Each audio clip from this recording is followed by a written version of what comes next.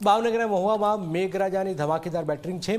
બેરડી ગામે શીતળાએ પ્લોટ વિસ્તારમાં પાણી ભરાઈ ગયા છે। અવિરત વરસાદથી નીચાણવાળા વિસ્તારો જળબંબાકાર છે। શીતળાએ પ્લોટમાં છેલ્લા 10 વર્ષથી આવી સ્થિતિ છે। પ્રશાસનને અનેક રજૂઆત છતાં ઉકેલ ના આવતા હોવાનો આરોપ છે। પાણી ભરાતા જ રહીશો મુશ્કેલીમાં મુકાયા છે। આ પાણીના હિસાબે ગામના બાળકો 4 મહિના સુધી શિક્ષણ પર નહીં લઈ શકતા।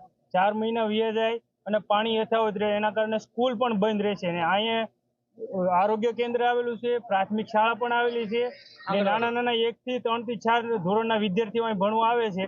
એ 4 મહિના સુધી અહીંયા અમારા પ્લોટની અંદર સ્કૂલ છે, ત્યાં શિક્ષણ પણ લઈ નહીં શકતા। તો અમારી બધા ગામજનોની અથવા પ્લોટ વિસ્તારની બધાની રજૂઆત છે કે તમે સ્કૂલ બાબતે બાળકોનું શિક્ષણ ન બગડે એ બાબતે ગમે તંત્ર વ્યવસ્થા કરાવો। આ પાણીનો પ્રશ્ન 12 વર્ષથી એનો પ્રશ્ન છે। દર વર્ષે અમે રજૂઆત કરવા જઈએ, બોલેરા ભરીને હોય તેને જઈએ પ્રાંત અધિકારી પાસે, કલેક્ટર પાસે કે ટીડીઓ સાહેબ પાસે। એ આવે, જોઈ જાય, ફોટા પાડીને વયા જાય, પણ આ પાણીના પ્રશ્નનો સોલ્વ થતો નથી।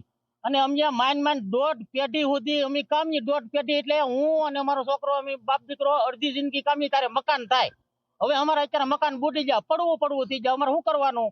અને આ 3 ધારાસભ્યો બદલી ગયા, 3 સરપંચ બદલી ગયા, 3 તલાટી બદલી ગયા, અને બધાને અમે રજૂઆત કરેલી છે, છતાંય આ પાણીના પ્રશ્નનો સોલ્વ થયો નથી। હવે હાલ અહીંયા બેરડી ગામે પાણીના પ્રશ્ન લઈને સ્થળ મુલાકાતે આવેલ છું। હાલ જે પ્રશ્નનો છે પાણીનો પ્રશ્ન, ત્યાં પાળો તૂટી ગયેલ છે, એટલે પાણી મોટા ભાગનું ઉપર ઓસમાલી જે આવે છે, અને આ 4 થી 5 ફૂટ નીચાણવાળો હોય એટલે વારેવાર પાણી ભરાય છે, પણ હાલ પૂરતી પાણીનો નિકાલ થઈ રહ્યો છે। અને અગાઉ આપણે વડી કચેરીએ જાણ કરેલી છે, અને ફરીથી આપણે જાણ કરીને આનો યોગ્ય નિકાલ થાય તેવી આપણે કાર્યવાહી કરીશું।